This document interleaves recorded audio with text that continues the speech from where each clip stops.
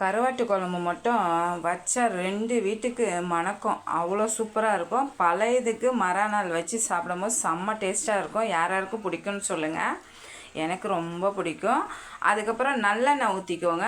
தாளிப்பு வடகம் போட்டுக்கோங்க. கருவேப்பிலை போட்டுக்கோங்க. நல்லா 2 கை சின்ன வெங்காயம், 1 கட்டி பூண்டு, பச்சை மிளகாய் 2 போட்டு நல்லா வதக்கிட்டு உருளைக்கிழங்கு 1 சேர்த்துக்கோங்க. உருளைக்கிழங்கும் போட்டு நல்லா வதக்கிட்டு கத்திரிக்காய் சேர்த்து அதையும் வதக்கிட்டு 2 ஸ்பூன் குழம்பு மிளகாத்தூள், 1/2 ஸ்பூன் வெறும் மிளகாத்தூள் சேர்த்துட்டு ஆல்ரெடி நான் மொச்சை வேக வச்சுருந்தேன். அந்த தண்ணியை மட்டும் சேர்த்துட்டு நல்லா ஒரு 1/4 மூடி தேங்காவையும் அரைச்சி ஊற்றி உப்பு சேர்த்து காய் வெந்தோடனே புளி தண்ணி சேர்த்துக்கோங்க. மொச்சையை போட்டு ஒரு 10 நிமிஷம் நல்லா கொதிக்க வச்சுக்கோங்க. குழம்பு கருவாடை எடுத்து நல்லா வாஷ் பண்ணி வடிகட்டி வச்சுக்கோங்க. கருவாடை சேர்த்து ஒரு 5 நிமிஷம் வச்சிங்கன்னா சூப்பரான மணக்க கருவாட்டு குழம்பு.